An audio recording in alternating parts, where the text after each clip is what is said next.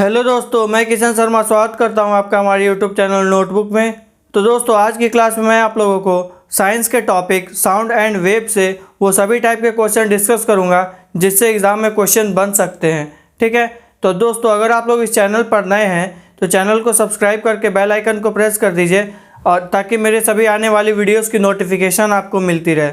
और कम से कम एक स्टडी रिलेटेड ग्रुप में शेयर करें और आप लोग सभी टेलीग्राम ग्रुप को भी ज्वाइन कर लीजिएगा। ठीक है, इसकी लिंक जो है वो नीचे डिस्क्रिप्शन बॉक्स में है। तो चलिए दोस्तों, अब आगे बढ़ते हैं क्लास में।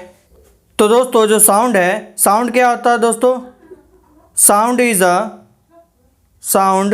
Is a form of energy. ठीक है, ये एक फॉर्म ऑफ एनर्जी है। जैसे कि लाइट होता है दोस्तों फॉर्म ऑफ एनर्जी, उसी तरह जो साउंड है वो भी फॉर्म ऑफ एनर्जी होता है। ठीक है, और लाइट की तरह इसमें भी जो हम लोग law of conservation of energy पढ़ते हैं दोस्तों, वो इसमें भी अप्लाई होता है। ठीक है, law of conservation of energy. ठीक है, आइए दोस्तों इसको हम लोग एक एग्जांपल के थ्रू समझते हैं। तो देखिए दोस्तों, इस पिक्चर में जो हम लोग का जो ये लाइट है, बल्ब है दोस्तों, ये कैसे काम कर रहा है। इसमें हम लोग जब इलेक्ट्रिकल एनर्जी देते हैं दोस्तों, जो इलेक्ट्रिकल एनर्जी देते हैं तो ये क्या करता है, उसको लाइट एनर्जी में चेंज कर देता है। ठीक है, यानी कि इसमें भी एक एनर्जी का जो फॉर्म है वो एक से दूसरे में चेंज हो जा रहा है। ठीक है, उसी तरह दोस्तों ये जो लाउड स्पीकर है इसमें कैसे साउंड प्रोड्यूस होता है, इसमें भी जब हम लोग इलेक्ट्रिकल एनर्जी देते हैं तो ये क्या करता है, साउंड एनर्जी में उसको चेंज कर देता है। ठीक है, तो इसी तरह दोस्तों जो मैंने आपको बोला कि जो लाइट है और जो साउंड है वो दोनों जो है law of conservation of energy को फॉलो करते हैं। ठीक है, तो दोस्तों अब बात करते हैं प्रोडक्शन के ऊपर में। ठीक है, जो साउंड है वो प्रोड्यूस कैसे होता है, तो आइए हम लोग देखते हैं दोस्तों। ये जो है साउंड जो है वो कोई भी वाइब्रेटिंग बॉडी के थ्रू प्रोड्यूस हो जाता है। ठीक है, जैसे कि हम लोग बोल सकते हैं ये कोई स्टील का अगर प्लेट है और उसको अगर हम लोग स्टील के कोई स्पून से यहाँ पे अगर मारेंगे या फिर प्रेस करेंगे तो क्या होगा, ये जो सरफेस है स्टील का वो क्या करेगा, वाइब्रेट करेगा।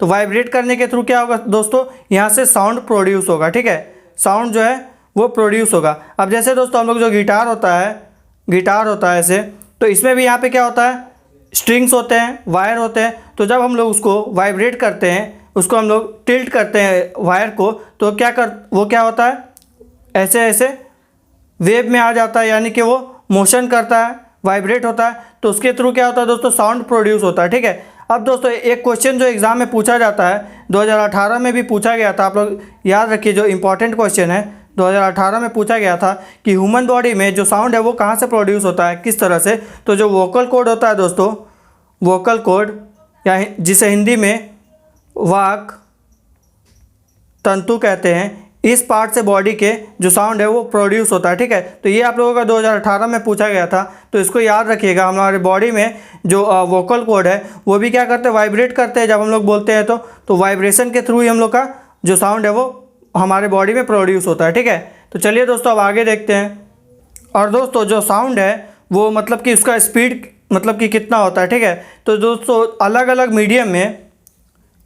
मीडियम में जो साउंड है उसका जो स्पीड है वो अलग अलग होता है। ठीक है, सबसे ज़्यादा जो साउंड है वो सॉलिड में प्रोपेगेट करता है। ठीक है, प्रोपेगेट करता है, तो जो सॉलिड में है वो मैक्स करता है सबसे ज़्यादा, गैस में जो है वो मिनिमम करता है। ये भी क्वेश्चन पूछे जाते हैं। ठीक है, और जो वैक्यूम है दोस्तों, वैक्यूम का मतलब क्या होता है, जहाँ पे एयर नहीं होता है। ठीक है, जैसे कि स्पेस में जो वैक्यूम है वहाँ पे जो है साउंड है वो फ्लो नहीं करता। ठीक है, क्योंकि जो साउंड है दोस्तों उसको मीडियम की ज़रूरत होती है। ठीक है, हम लोग आगे पढ़ेंगे, साउंड को मीडियम की ज़रूरत होती है, इसीलिए सॉलिड में जो है सबसे ज़्यादा क्यों होता है दोस्तों, क्योंकि जो सॉलिड के जो पार्टिकल्स हैं वो सामने सामने होते हैं, एकदम सामने और सामने होते हैं, इस तरह से सामने सामने होते हैं। तो कैसे दोस्तों फ्लो करता है, प्रोपेगेट कैसे करता है, जो साउंड का जो वेव है दोस्तों पहला पार्टिकल से आके टकराएगा, वो दूसरा पार्टिकल से टकराएगा, तीसरा पार्टिकल, इस तरह से दोस्तों जो साउंड है वो प्रोपेगेट करता है, यानी कि संचरण करता है। ठीक है, संचरण यानी कि मूव करता है।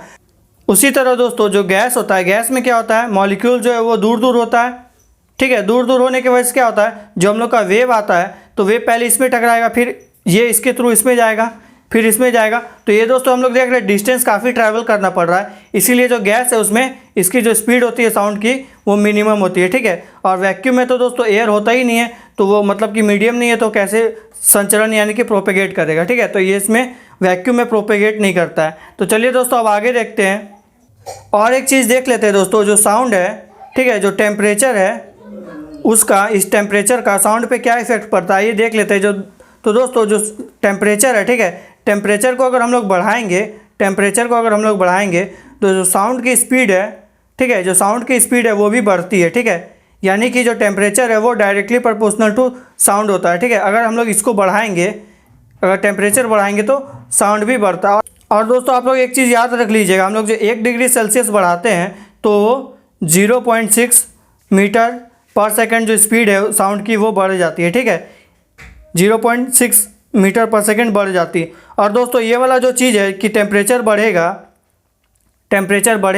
तो साउंड बढ़ेगा, ये भी क्वेश्चन आप लोगों का एग्जाम में आया था 2019 में, ठीक है, कि मतलब कि साउंड पे जो टेम्परेचर है उसका क्या इफेक्ट पड़ता है। तो आप लोग देखिए दोस्तों, जो टेम्परेचर है वो बढ़ने से साउंड भी बढ़ता है, ठीक है। अगर तो दोस्तों अब हम लोग बात करते हैं इसका जो संचरण है यानी कि प्रोपेगेशन वो होता कैसे है, ठीक है। वो तो हम लोग को पता चल गया कि सॉलिड गैस के थ्रू होता है, लेकिन वो एक्चुअली वेव के थ्रू होता है, ठीक है। जो प्रोपेगेशन है, प्रोपेगेशन जिसको हम लोग हिंदी में क्या बोलते हैं, संचरण बोलते हैं, वो कैसे होता है, वेव के थ्रू होता है, ठीक है, वेव के थ्रू। तो दोस्तों अब हम लोग वेव के बारे में बात करते हैं, ठीक है। वेव के बारे में, वेव से भी क्वेश्चन पूछे जाते हैं। वेव यानी कि तरंग, हिंदी में क्या बोलते हैं, तरंग बोलते हैं, ठीक है। तो दोस्तों वेव जो है वो मैकेनिकल, मेनली 2 तरह के होते हैं, मैकेनिकल और इलेक्ट्रोमैग्नेटिक, ठीक है, 2 तरह के होते हैं। एक होता है मैकेनिकल, दूसरा होता है इलेक्ट्रोमैग्नेटिक, ठीक है। तो मैकेनिकल वेव क्या होता है दोस्तों, वो वैसे वेव, ठीक है, या फिर वैसे तरंग जिसके लिए हम लोगों को मीडियम की आवश्यकता होती है, ठीक है। जैसे कि मान लीजिए कि ये कोई वेव है, ठीक है, ये कोई वेव है, तो इसके लिए दोस्तों हम लोग जो मैकेनिकल में आएंगे तो मैकेनिकल वेव में क्या होता है, इसमें हम लोगों को मीडियम की आवश्यकता होती है, मीडियम की ज़रूरत होती है, ठीक है। तो मीडियम की ज़रूरत होती है तो कौन कौन सा होता है, सॉलिड, लिक्विड और गैस, ठीक है। तो ये तीनों मीडियम की ज़रूरत किस में होती है, मैकेनिकल वेव्स में, ठीक है। तो ये भी क्वेश्चन आप लोगों का पूछा जाता है दोस्तों कि मतलब कि मैकेनिकल वेव या फिर इलेक्ट्रोमैग्नेटिक, तो किस में आप लोगों को मीडियम की आवश्यकता होती है, ठीक है।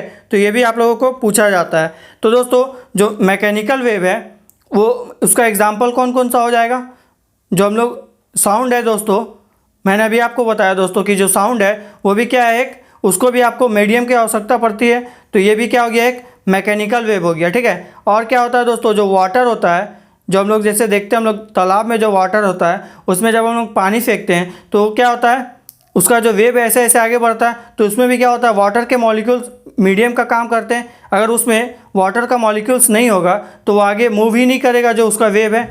यानी कि जो तालाब है या फिर कोई भी पानी है उसमें भी हम लोग को मीडियम की आवश्यकता पड़ती है, ठीक है। तो यहाँ पे भी वाटर हो गया। अब दोस्तों हम लोग इलेक्ट्रोमैग्नेटिक के बारे में बात करते हैं, ठीक है। इलेक्ट्रोमैग्नेटिक में क्या होता है, इसमें आप लोगों को मीडियम की आवश्यकता नहीं होती है, ठीक है। जो मीडियम होता है उसकी आवश्यकता नहीं होती, यानी कि मीडियम यानी सॉलिड, लिक्विड, गैस, ये सब की आवश्यकता नहीं होती है। ये आप लोगों का वैक्यूम जो होता है, जहाँ पे मीडियम नहीं होता वहाँ पर भी आप लोगों का ये ट्रैवल कर सकता है, ठीक है। तो इलेक्ट्रोमैग्नेटिक का कौन कौन सा एग्जाम्पल होता है, एक्सरे, ठीक है। जो एक्सरे होता है दोस्तों इसको भी आप लोगों को ज़रूरत नहीं पड़ती मीडियम की। फिर अल्ट्रावायलेट रे यानी कि यूवी रे, अल्ट्रावायलेट, ठीक है। और उसके बाद लाइट, जो लाइट होता है दोस्तों, लाइट जो होता है इसमें भी आप लोगों को मीडियम की आवश्यकता नहीं होती है, ठीक है। जैसे कि ये वैक्यूम में भी ट्रैवल कर सकता है, ठीक है, वैक्यूम में भी ट्रैवल कर सकता है। अब दोस्तों जो मैकेनिकल वेव है, ठीक है, मैकेनिकल वेव है उसके बारे में बात करते हैं। तो मैकेनिकल वेव मेनली 2 टाइप्स के होते हैं, ठीक है, 2 टाइप्स के होते हैं। कौन कौन सा, लॉन्गिट्यूडनल, इससे भी क्वेश्चन आते हैं दोस्तों आप लोगों का वेव से भी, इसीलिए मैं आप लोगों को इसको थोड़ा डिस्क्राइब कर दे रहा हूँ। उसके बाद मैं आप लोगों को सभी टाइप के क्वेश्चन भी सॉल्व करवा दूंगा, ठीक है। एक होता है ट्रांसवर्स, तो लॉन्गिट्यूडनल का हिंदी क्या होता है, अनुदैर्ध्य, और ट्रांसवर्स का क्या होता है, अनुप्रस्थ, ठीक है। तो जो मैकेनिकल वेव्स हैं वो मेनली 2 टाइप्स के होते हैं, लॉन्गिट्यूडनल और ट्रांसवर्स, ठीक है। तो दोस्तों एग्जाम्पल के थ्रू समझते हैं। ट्रांसवर्स में क्या होता है दोस्तों, जैसे कि हम लोग ने कोई धागा ले लिया, ठीक है, स्ट्रिंग ले लिया, कोई धागा ले लिया। अब उसको हम लोग यहाँ पे अगर प्रेस करेंगे तो ये क्या होगा, इस तरह से मोशन में आ जाएगा, इस तरह से मोशन में आ जाएगा, ठीक है। तो ये वाला जो दोस्तों, ये वाला जो हम लोग का वेव जनरेट हो रहा है, तो इसको हम लोग क्या बोलते हैं, ट्रांसवर्स वेव, ठीक है। ये वाला जैसे कि हम लोग बोला कि यहाँ पे एक धागा रख दिया, ठीक है। अब हम लोग यहाँ पे प्रेस करेंगे, दबाएंगे, तो ये क्या होगा, ऐसे ऐसे ऊपर नीचे हो जाएगा, ऊपर नीचे होगा ना।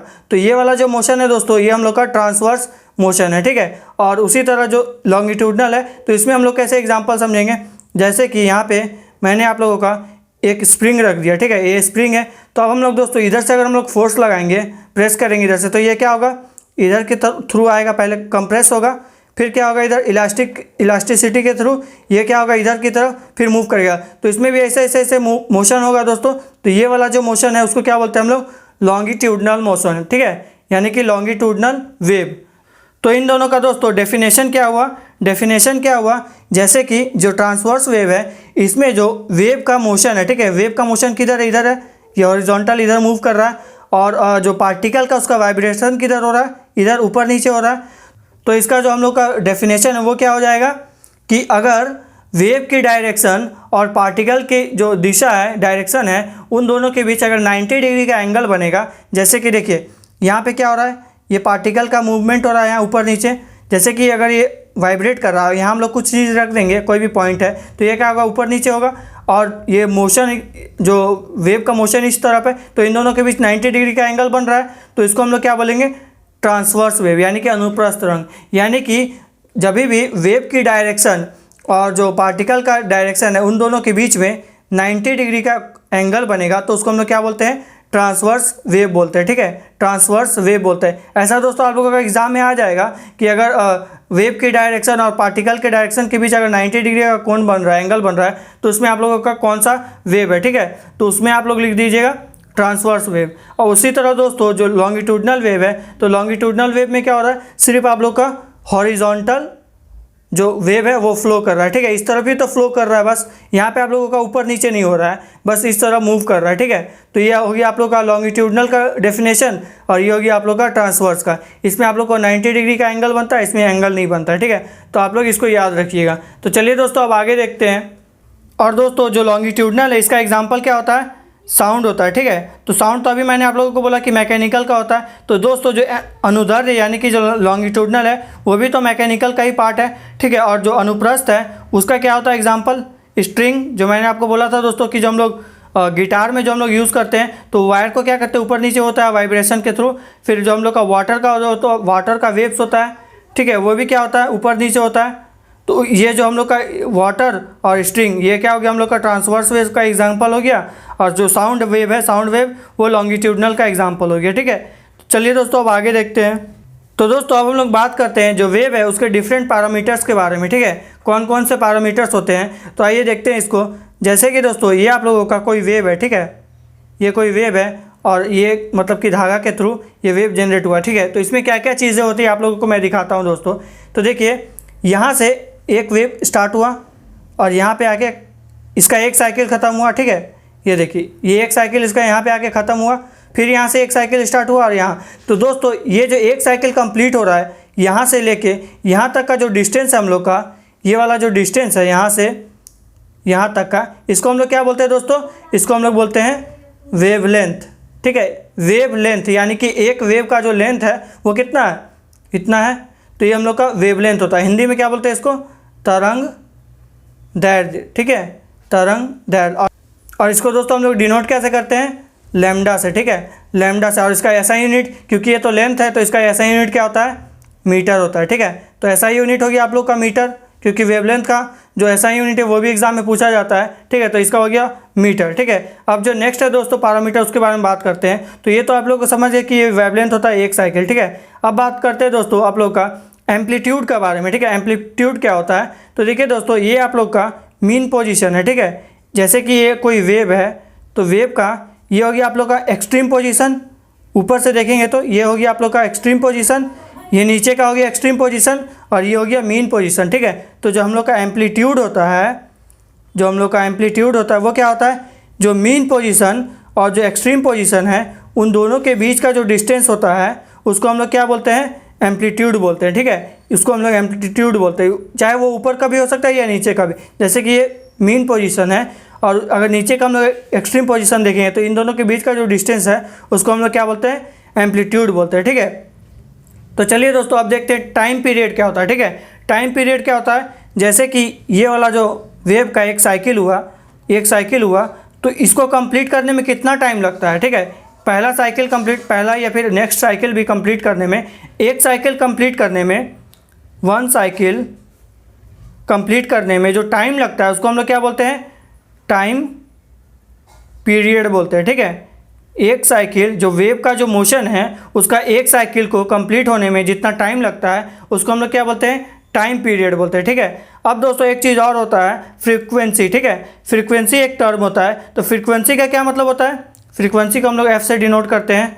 तो फ्रीक्वेंसी का क्या मतलब होता है, एक सेकेंड में जितना भी हम लोग जो साइकिल होगा, एक्स साइकिल होगा, तो उसको हम लोग क्या बोलेंगे, फ्रीक्वेंसी, ठीक है। एक सेकेंड में अगर जितना भी साइकिल होगा तो उसको हम लोग क्या बोलेंगे, फ्रीक्वेंसी। जैसे कि एग्जांपल में हम लोग बोल देंगे कि एक फ्रीक्वेंसी में कितना टाइम लगा, 4 सेकंड लगा।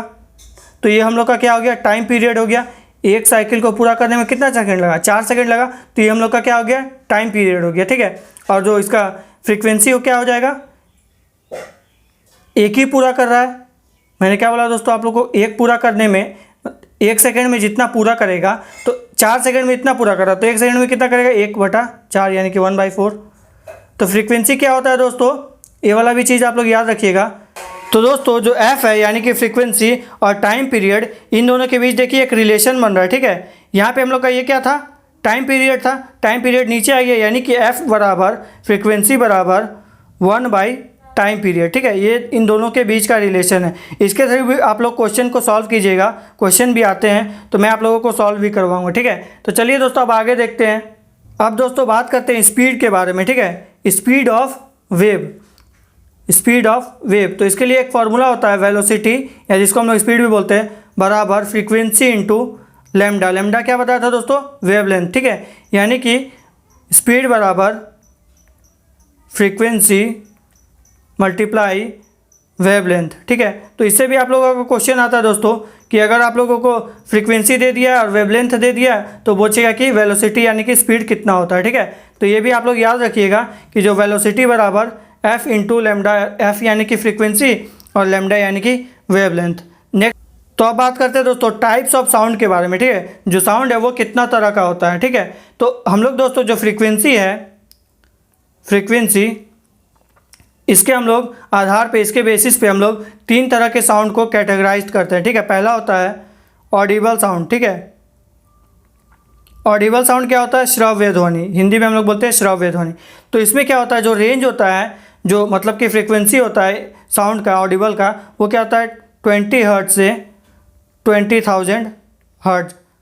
अच्छा दोस्तों आप लोग जो हर्ट्ज, इसका मतलब समझ में आता है, जैसे कि 20 हर्ट्ज बोला मैंने आप लोगों को, तो 20 हर्ट्ज का क्या मतलब होता है कि एक सेकेंड में 20 साइकिल कंप्लीट करेगा, ठीक है। कोई भी अगर मोशन में कोई भी फ्रीक्वेंसी है वो अगर 20 हर्ट्ज है तो इसका मतलब क्या होगा, एक सेकेंड में 20 साइकिल कंप्लीट करेगा। उसी तरह अगर 20,000 है तो ये क्या हो जाएगा, एक सेकेंड में जो 20,000 साइकिल कंप्लीट करेगा। तो ये चीज़ आप लोग ध्यान रखिएगा, ठीक है। अब दोस्तों एक चीज़ होता है अल्ट्रासोनिक, ठीक है, अल्ट्रासोनिक साउंड। तो इसको हम लोग इंग्लिश, हिंदी में क्या बोलते हैं, पराश्रव्य ध्वनि, ठीक है, पराश्रव्य ध्वनि। तो इसमें क्या होता है, जो हम लोग का 20,000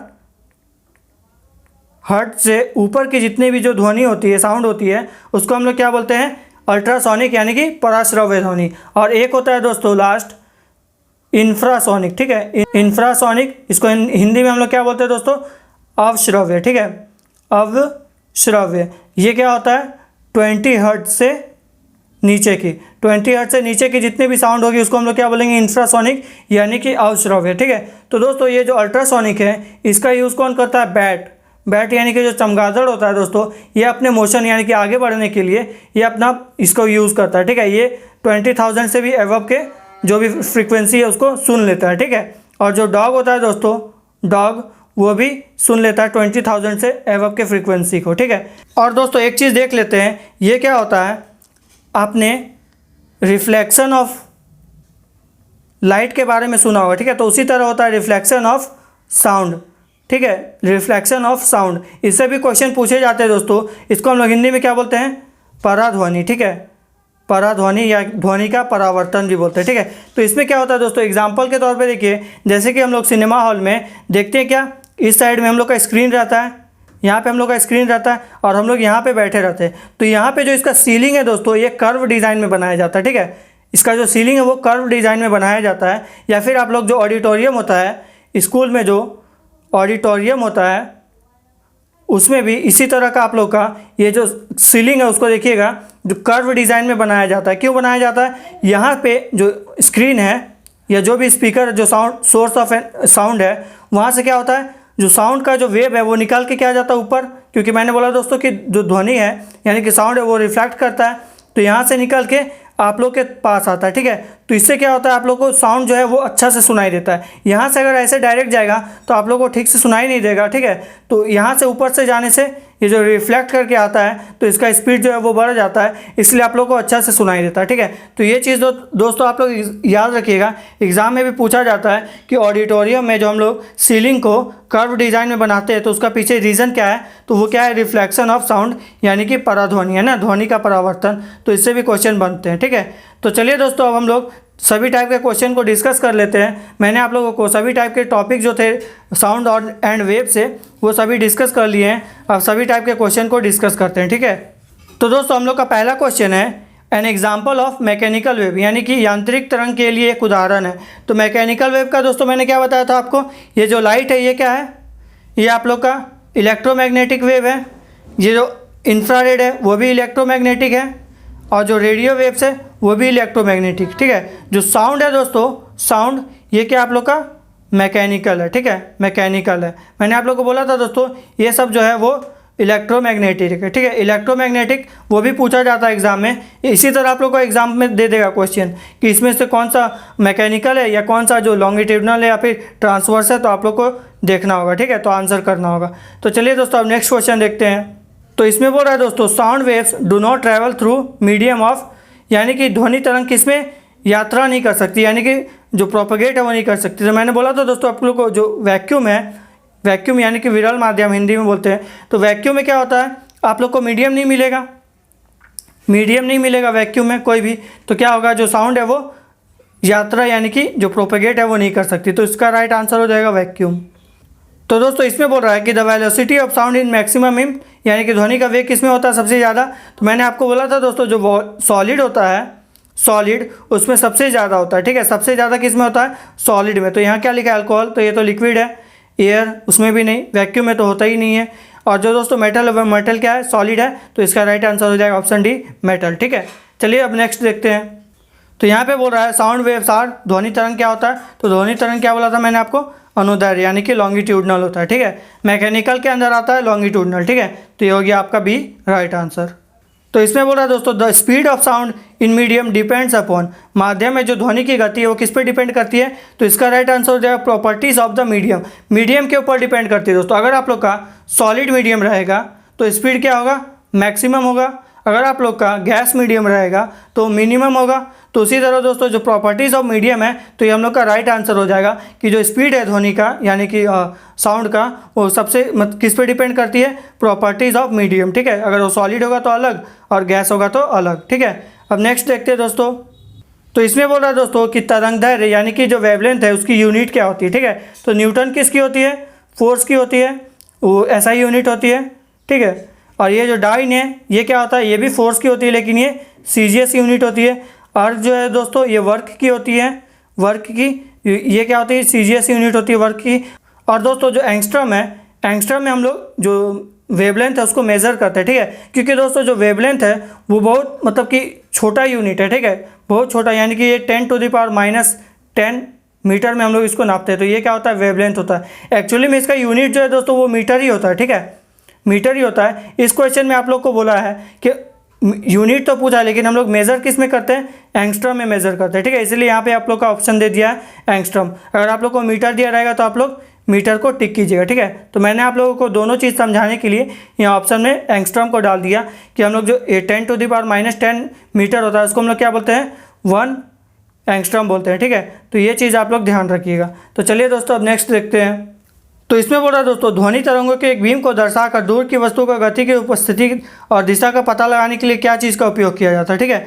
तो ये दोस्तों बोल रहा है आप लोग को सोनार के बारे में, ठीक है। सोनार का क्या फुल फॉर्म होता है, साउंड नेविगेशन एंड रेंजिंग। तो इसमें क्या होता है दोस्तों, जैसे कि हम लोग समुद्र या नदी में क्या होता है, जैसे कि ये कोई बोट जा रही है, ठीक है, ये कोई शिप है, ठीक है। तो शिप में क्या होता है दोस्तों, यहाँ पे आप लोग का सोनार लगा रहता है, ठीक है। सोनार जो है वो एक इक्विपमेंट है, वो लगा रहता है। और यहाँ पे जैसे आप लोग का कोई भी ऑब्जेक्ट है, ठीक है, यहाँ पे अगर आप लोग का रखा हुआ है या फिर है, तो उसको क्या करता है, नीचे का जो पोजीशन है वो देखने के लिए हम लोग इसका यूज़ करते हैं। ये क्या करता है, यहाँ से अपना जो वेव्स निकालता है, ठीक है, ऐसे ऐसे करके वेव निकालता है। और फिर ये क्या करता है, इससे जो भी ऑब्जेक्ट है उसे टकरा के फिर यहाँ से चल जाता है। तो यहाँ से एक रिसीवर लगा होता है, यहाँ पे एक रिसीवर लगा रहता है, ठीक है। तो वो क्या करता है, इस साउंड वेव को जब टकराता है तो पता चलता है कि नीचे में कोई ऑब्जेक्ट है। तो इससे हम लोग का डिस्टेंस का पता चलता है। डिस्टेंस का कैसे पता चलता है, यहाँ से हम लोग का जो वेव का स्पीड है पता चल जाता है, स्पीड पता चल जाएगा और टाइम पता चल जाएगा कि ये कितना देर में टकरा के आ रही है। तो हम लोग दोस्तों स्पीड मल्टीप्लाई टाइम करेंगे तो हम लोग का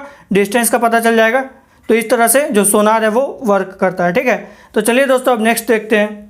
तो इसमें बोल रहा है दोस्तों, एक ध्वनि स्रोत 100 हर्ट्ज की तरंग भेजता है। यह तरंग दैर्घ्य 0.5 मीटर की है। तो ध्वनि की तरंग का वेग यानी कि जो वेलोसिटी यानी कि स्पीड है वो कितना होता है। तो हम लोग का वेलोसिटी का फॉर्मूला क्या था दोस्तों, f इंटू लैम्डा था, ठीक है, फ्रीक्वेंसी इंटू वेवलेंथ। तो यहाँ f कितना दिया हम लोग का 100 दिया हुआ है और वेवलेंथ कितना दिया हुआ है 0.5 मीटर, ठीक है। तो ये कितना हो जाएगा हम लोग का 50 हो जाएगा, 50 मीटर पर सेकंड, ठीक है। क्योंकि स्पीड पूछ रहा है तो क्या हो जाएगा हम लोग का आंसर ऑप्शन बी, ठीक है। वेलोसिटी हम लोग का वही फ्रीक्वेंसी इंटू लैम्डा होता है। तो 100 लिख दिए यहाँ 0.5 तो आ गया 50, ठीक है। चलिए अब नेक्स्ट देखते हैं दोस्तों। तो दोस्तों इसमें बोल रहा है कि तरंग वेव v आवृत्ति f यानी कि फ्रीक्वेंसी तरंग दैर्घ्य a लैम्डा के बीच में क्या संबंध है। तो अभी दोस्तों मैंने आप लोगों को बोला कि जो वेलोसिटी है या स्पीड है वो क्या होता है फ्रीक्वेंसी इंटू लैम्डा, ठीक है। तो यहाँ पे आप लोगों को क्या दिया हुआ है, फ्रीक्वेंसी यहाँ पे f दिया हुआ है, लेकिन यहाँ आप लोग को ऑप्शन में n दे दिया गलती से। तो यहाँ आप लोग को क्या लिखना होगा, एफ v बराबर f इंटू लैम्डा, ठीक है। यानी कि हम लोग का आंसर हो जाएगा ऑप्शन बी, ठीक है। जो वेलोसिटी है स्पीड है वो क्या होता है फ्रीक्वेंसी इंटू लैम्डा। तो चलिए दोस्तों अब नेक्स्ट देखते हैं। तो दोस्तों इसमें बोल रहा है चमगादड़ यानी कि बैट को प्राप्त करने के लिए अपने मार्ग की बाधाओं का पता करने के लिए क्या करता है, ठीक है। तो मैंने आप लोग को बोला था दोस्तों कि जो अल्ट्रासोनिक वेव है उसका यूज़ कौन करता है, बैट करता है, ठीक है। जो अपना ऑब्स्टेकल्स है कुछ भी चीज़ को डिटेक्ट करने के लिए जो चमगादड़ यानी कि बैट है वो क्या यूज़ करता है, अल्ट्रासोनिक वेव। अल्ट्रासोनिक का जो हर्ट्ज है वो कितना होता है फ्रीक्वेंसी 20,000 यानी कि 20,000 से एवब जो भी अल्ट्रासोनिक होता है, ठीक है। तो चलिए दोस्तों अब नेक्स्ट देखते हैं। तो इसमें बोला दोस्तों the amplitude of a wave. तो मैंने आपको बोला था दोस्तों जो एम्पलीट्यूड क्या होता है, जैसे कि कोई वायर है उसको हम लोग इस तरह से टिल्ट किए तो ये क्या हो गया, वेव बन गया। तो वेव जो एम्पलीट्यूड क्या होता है, जो मीन पोजीशन है और जो एक्सट्रीम पोजीशन इन दोनों का बीच का डिस्टेंस को हम लोग क्या बोलते हैं, एम्पलीट्यूड। तो इसमें हम लोग का आंसर क्या हो जाएगा, option be the maximum distance moved by the medium particles on either side. यानी कि ईदर साइड क्या है, यानी इधर भी हम लोग मूव कर सकते हैं इधर भी। तो इन दोनों का जो बीच का गैप है उसको क्या बोलते हैं, एम्पलीट्यूड। तो इसका राइट आंसर क्या हो जाएगा, ऑप्शन बी, ठीक है। तो चलिए दोस्तों अब नेक्स्ट देखते हैं। तो दोस्तों इसमें बोल रहा है ध्वनि तरंग हवा में से पानी में जाने में निम्नलिखित में से कौन सा अपरिवर्तित है, यानी कि चेंज नहीं हुआ, ठीक है, रिमेन कांस्टेंट वही रहेगा। तो इसका आंसर क्या हो जाएगा, फ्रीक्वेंसी। फ्रीक्वेंसी आप लोग का चेंज नहीं होगा, ठीक है। क्योंकि फ्रीक्वेंसी क्या होता है दोस्तों, 1 सेकेंड में जो भी हम लोग साइकिल कंप्लीट करते हैं नंबर ऑफ साइकिल, तो वो क्या होता है, फ्रीक्वेंसी होता है। तो फ्रीक्वेंसी दोस्तों अगर आप लोग चेंज कीजिएगा, अगर आप लोग मीडियम चेंज कीजिएगा तो फ्रीक्वेंसी जो है वो चेंज नहीं होता है, ठीक है। तो चलिए दोस्तों अब नेक्स्ट देखते हैं। तो इसमें बोला दोस्तों कंपित शरीर यानी कि कोई भी वाइब्रेटिंग बॉडी है 0.02 सेकेंड में इसका समय अवधि यानी कि जो टाइम इंटरवल टाइम पीरियड है वो 0.02 सेकेंड है। तो इसका बोला कि फ्रीक्वेंसी क्या होगा। तो मैंने आप लोगों को दोस्तों रिलेशन बताया था कि एफ बराबर क्या होता है 1/, टाइम पीरियड होता है। तो यही आप लोग को पूछ रहा है कि फ्रीक्वेंसी पूछ रहा है, तो फ्रीक्वेंसी एफ लिख देंगे यहाँ पे 1/t कितना दिया हुआ टाइम पीरियड 0.02। तो यहाँ से हम लोग इसको हटाएंगे तो कितना हो जाएगा 50। तो ये हम लोग का आंसर कितना आ जाएगा 50 हर्ट्ज। तो ये आ जाएगा हम लोग का ऑप्शन बी, ठीक है। बस एफ बराबर आप लोग को 1/t करना है, आंसर आ जाएगा। चलिए दोस्तों अब नेक्स्ट देखते हैं। तो दोस्तों ये आप लोगों का न्यूमेरिकल का क्वेश्चन, इसमें क्या हो रहा है कि 500 हर्ट्ज की आवृत्ति का एक स्रोत तरंग दैर्घ्य यानी कि वेवलेंथ 0.4 मीटर की तरंग उत्सर्जन करता है। तरंगों का 800 मीटर की यात्रा करने में कितना टाइम लगेगा, ठीक है। तो बोल रहा है कि आप लोग का फ्रीक्वेंसी दिया हुआ है कि 50 हर्ट्ज है, ठीक है, 1 सेकंड में 50 हर्ट्ज ट्रैवल कर रहा है। तो बोल रहा है कि वेवलेंथ दिया हुआ है 0.4, तो इसको कैसे हम लोग 800 मीटर को ट्रैवल करने में कितना टाइम लगेगा, ठीक है। तो हम लोग क्या करेंगे दोस्तों, अगर हम लोग को वेलोसिटी यानी कि स्पीड पता चल जाएगा तो हम लोग डिस्टेंस बाय स्पीड करके टाइम निकाल देंगे। तो हम लोग का वेलोसिटी स्पीड क्या होता है, v बराबर एफ इंटू लेमडा। तो यहाँ हम लोग एफ का क्या रख देंगे 500 और ये क्या है 0.5, वेवलेंथ दिया हुआ है ये 0.5। तो इसको सॉल्व करेंगे तो कितना आएगा दोस्तों 200, ठीक है, 200 आ जाएगा। तो इसको अब हम लोग ये क्या है वेलोसिटी यानी कि मीटर पर सेकंड। तो बोल रहा है कि 800 मीटर की ट्रैवल करने में कितना टाइम लगेगा। तो 200 हम लोग का स्पीड है और 800 ट्रैवल करने में कितना लगेगा, दोनों को डिवाइड कर देंगे तो आ जाएगा 4। तो हम लोग का कितना आंसर आ जाएगा 4 सेकेंड, यानी कि ऑप्शन ए 4 सेकेंड, ठीक है।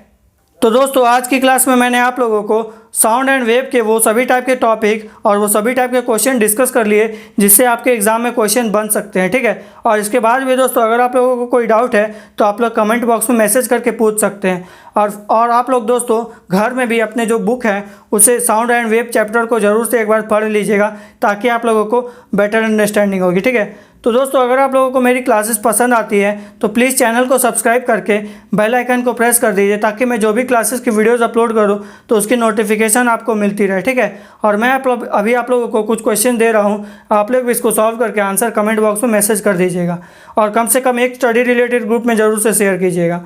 और फ्रेंड्स आप लोग टेलीग्राम ग्रुप को ज्वाइन कर लीजिएगा, इसकी लिंक डिस्क्रिप्शन बॉक्स में है। इसमें मैं आप लोगों को जो भी साइंस या जीके या इंग्लिश के जो भी इंपॉर्टेंट टॉपिक मिलेंगे या क्वेश्चन मिलेंगे उसको शेयर कर दिया करूँगा, ठीक है। तो चलिए दोस्तों अब मिलते हैं हम लोग नेक्स्ट क्लास में, तब तक के लिए thank you and God bless you all.